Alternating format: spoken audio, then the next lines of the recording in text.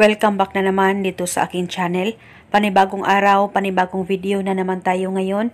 May ibabahagi na naman ako sa inyo ngayon na ritual. Ito'y simpleng gabay at simpleng pamamaraan at ito ay makakatulong sa inyo. At kung bago sa channel ko, ay huwag niyo pong kalimutang mag-subscribe at pindutin ang notification bell para palagi kayong updated sa mga bago kong videos. Gusto mo ba na siya ay agad-agad natatawag sa'yo?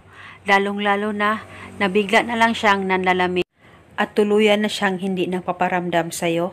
Gawin mo lamang itong ritual na ituturo at ibabahagi ko sa inyo ngayon.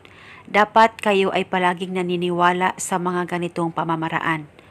At pwede mong gawin itong ritual sa kahit na anong araw o oras na gusto nyo. Ang gagawin mo lamang ay hanapin mo lamang ang pangalan at contact number niya na nakasave dyan sa cellphone mo.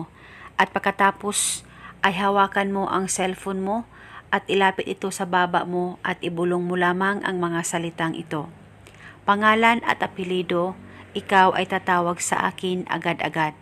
Ibulong mo lamang ito ng 7 beses. Dapat ikaw ay nakafocus at nakakonsentrate sa paggawa nito.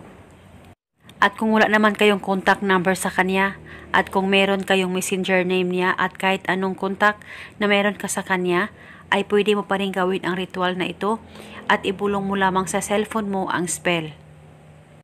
At pagkatapos mong magawa ang ritual na ito, tiyak siya ay tatawag at magpaparamdam sa'yo. At pagkatapos mo ring magawa ang ritual na ito, ibaliwala mo lang, huwag mong isipin na ikaw ay gumagawa ng ritual sa kanya.